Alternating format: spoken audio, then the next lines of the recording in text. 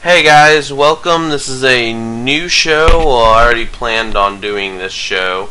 Well, it's a show basically about getting all mobile tech news. There's brand new mobile tech news out. And yeah, I'm going to be doing just that. So, first thing, let me start by introducing myself. My name is Aaron. I host this show and a Minecraft show on this channel, and I'm hoping this stuff will branch out soon. I'm posting this stuff on many websites, trying to get my name out, and yeah, hopefully it'll work out. But let me go over the topics that we're going to be talking about today. For one, we have my favorite is more signage and Mod 10 ROMs are out, and what that means for your device. Samsung documents showing that they were trying to copy Apple. Flash Player pulling the plug tomorrow, Wednesday, for Android devices. Update on the Galaxy S3 Jelly Bean may be coming on the 29th. Motorola and the Motorola Photon Q coming to Sprint for $199, and will you Sprint owners be getting it? Okay, so let's go off for the first topic. Cyanogen Mod 10. It's a brand new ROM coming from Jelly Bean source. It doesn't have as many features as, let's say, another ROM on Jelly Bean like CNA, which is what I personally use. CNA is my favorite ROM for Android, and Jelly Bean, it was my favorite ROM on Ice Cream Sandwich, but it got discontinued. And yeah, so what Cyanogen Mod 10 means for your device? Basically, it's porting the Jelly Bean operating system to your device, which means you will potentially get Jelly Bean on your device, whether you're running a Galaxy S2 or, like myself, a Motorola Photon. I'm running that. Galaxy Nexus, or any phone that has pretty well spec'd. But it means you'll be getting that Jelly Bean, and you'll get Google Now, you'll get Project Butter, you'll get just everything that Jelly Bean comes with a few added tweaks to Android, like battery percentage, like change the lock screen slider shortcuts, performance tweaks, and all that. But what it really means is that you will have the base of Android of Jelly Bean on your device, which means you can also port over other ROMs such as AOKP, CNA, like my favorite. I use CNA as my daily driver, Jelly Bean Edition, because they just started again. Paranoid Android, like I said, Cyanogen Mod 10, and a bunch of other ROMs. Like with the CM10 base, you are now eligible to port over all those other ROMs and get them going. It's just a phenomenal thing to have Cyanogen Mod 10. Most people start off with Cyanogen Mod as the base, like when on the Galaxy S phones and most other phones, their Ice Cream Sandwich ROMs started off as Cyanogen Mod 9, and then they branched over to other ROMs which had the base of the Cyanogen Mod 9. Sometimes it was different, like I know with the 1X, the International, I believe that they ported MyUI Ice Cream Sandwich from not based off of Cyanogen Mod 9, but off its own source. So yeah, but in the previous editions, like Gingerbread MyUI, it was based off Cyanogen Mod 7. So it's really cool to see that MyUI branched off and made their own OS, and it's not based off of Cyanogen Mod anymore, even though some people use the Ice Cream Sandwich base as Cyanogen Mod. So yeah. And yeah, like if you have a phone, you might want to unlock your bootloader, flash a custom recovery, and flash the ROM. Make sure you're on the right firmware version. I know with Samsung devices you don't have to worry about locked bootloaders except on the International Galaxy S3. That sucks though. Not the International, Verizon Galaxy S3, you have to watch out for locked bootloader, which sucks. I think that's like the first device from Samsung that has a locked bootloader. I know my device has a locked bootloader, but I unlocked it But yeah. Okay, so that's it for that topic. Let's go on to another topic of Samsung and Apple's dispute, where Apple just found this new document basically against Samsung. So Apple found this document basically stating, hey, Samsung, we found this, and it literally shows that you are deliberately copying us. Like, our buttons look the same, our icons look the same, everything just looks the same. And yeah, that they do have the right to say all that and to, you know, accuse Samsung of that, but I think it's getting extremely silly. Apple's just burning all the bridges with all of their partners, like, 'cause Samsung is a partner of Apple.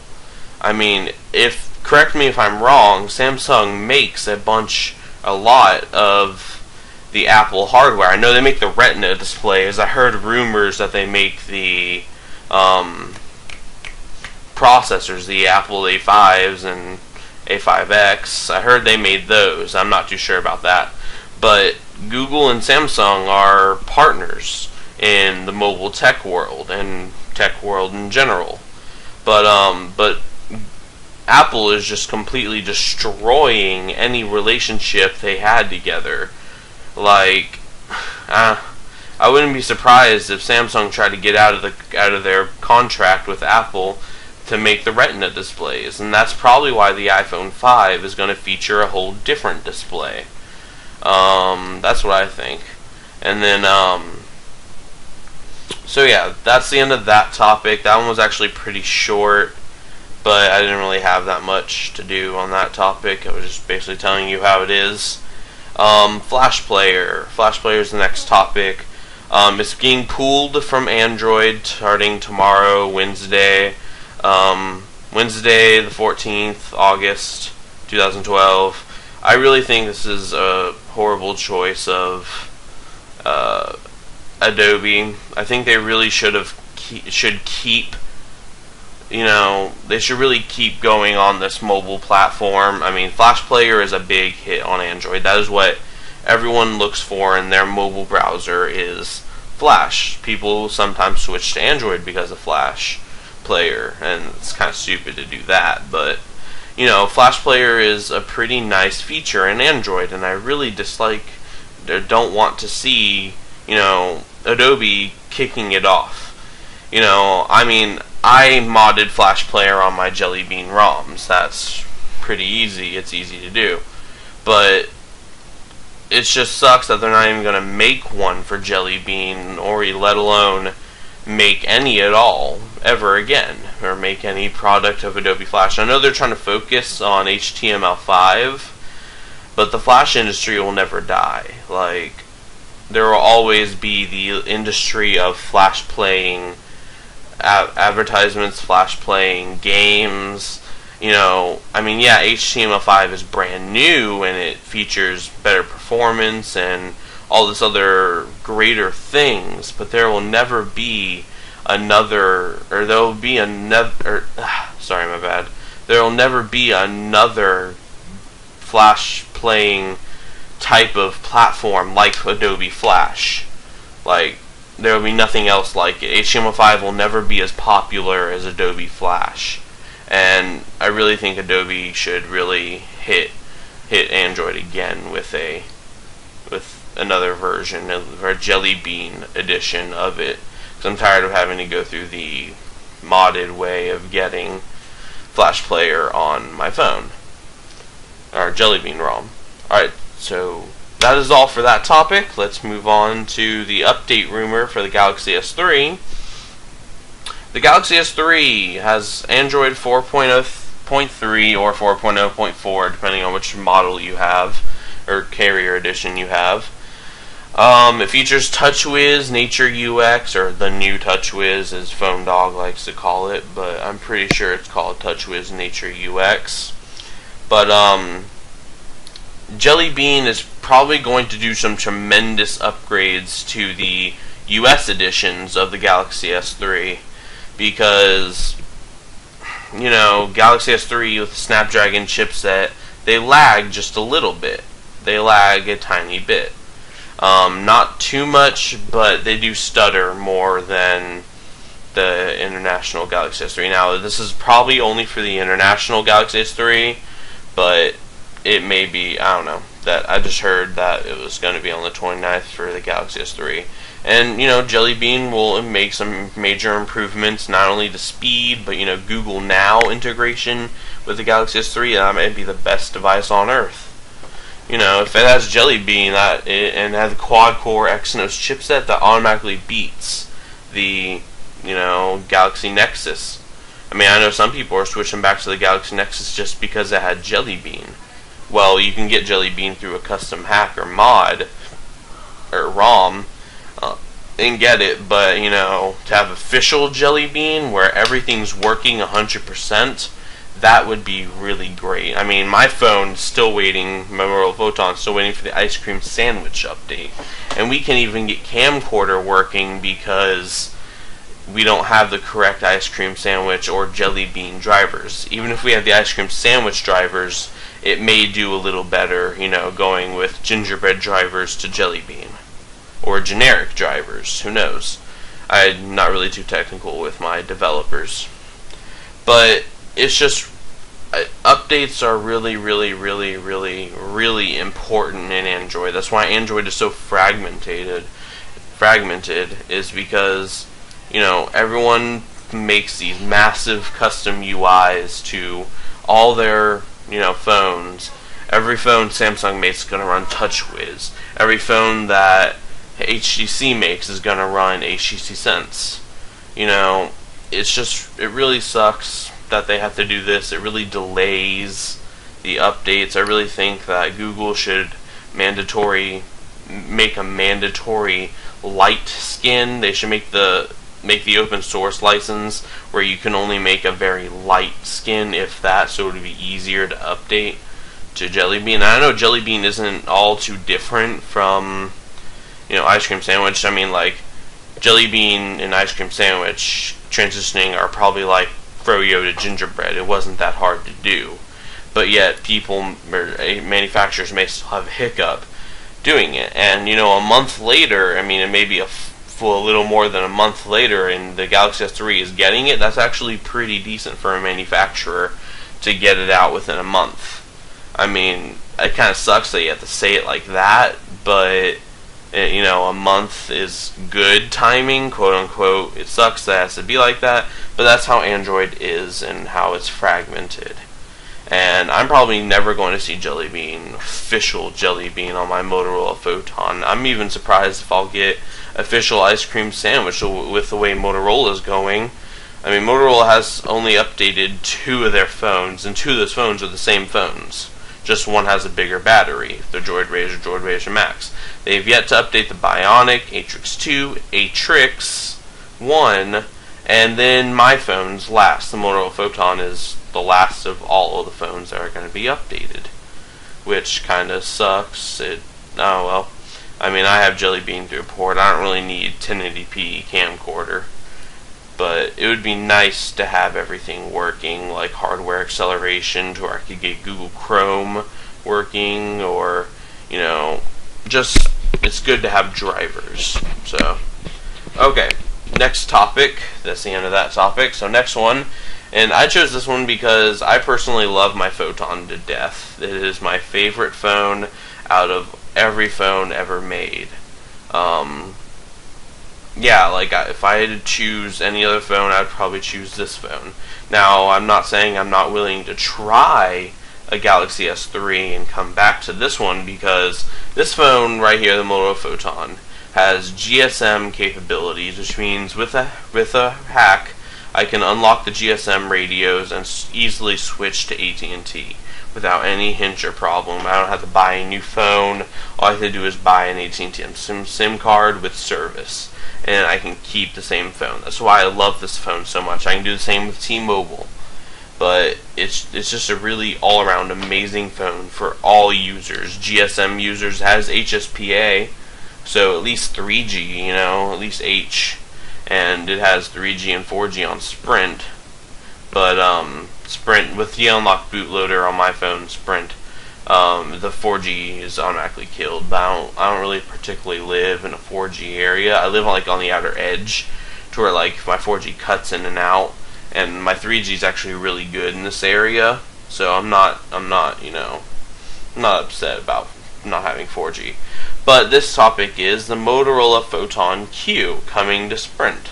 It's going to be $199. It's going to have a specs list of a 1.5 gigahertz dual-core Snapdragon S4 CPU. I think the Adreno something's GPU. It's going to have a 4.3-inch display, which sucks. It's going to have the same size display. Not only is it going to have the same size display as the Photon before it, it's going to have the on-screen navigational buttons to take away from screen space. Oh god. And it's going to have a QHD resolution, same resolution as this one, but it's going to be featuring a color boost display and not a pentile display like the Motorola Photon. I think that's a win. That part of the display is a win, the color boost. It's going to feature 8-megapixel camera with 1080p video recording. It's going to feature a 2-megapixel front-facing camera with 720p video recording on the front, Android 4.0 ice cream sandwich, and it's going to feature a QWERTY keyboard, which I personally do not like. I never really liked QWERTYs, but just for the sake of keeping the Photon legacy, I might actually just swap, or might actually just go with the Photon Q. It's also going to feature global roaming capabilities just like the Photon before it, which is really cool. I really like that. And it's going to feature LTE on Sprint. Now, I'm trying to save up money to get this phone. I might do some reviews on it. Since it has a Snapdragon chipset, I might be able to do some video screencast recordings of stuff. I mean, the Photon can't do screen recordings because it has an NVIDIA Tegra 2 chipset. So that kind of sucks in its own way. But yet you get a little bit more power compared to the TIO-MAP Motorola uses. The TIO-MAP processors just suck. That it has no power. Like, it is just completely horrible. And Snapdragon's, the S4 is better than my phone, but the S3, my phone's processor is better. Exynos is the greatest processor ever.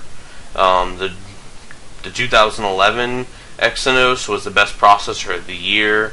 I believe my Tegra 2, or the Tegra 2 chipset, came in second out of all four of the dual-core chipsets. Exynos, Tegra, TIO-MAP, and Snapdragon. Snapdragon came last. TIO-MAP came last, then Snapdragon, then Tegra, then Exynos. And according to my unofficial scoring, that's how I feel they were going, and that's how that's probably how other people feel about it too. I don't know. So yeah, I mean, this was the first episode, and that's it for now. I'm going to be doing another one of these next Tuesday. Sorry this one kind of got out late. My bad. But, yeah, thank you guys for watching, and I'll be out of here. Thank you guys. Please be sure to subscribe, like, and yeah, that is it.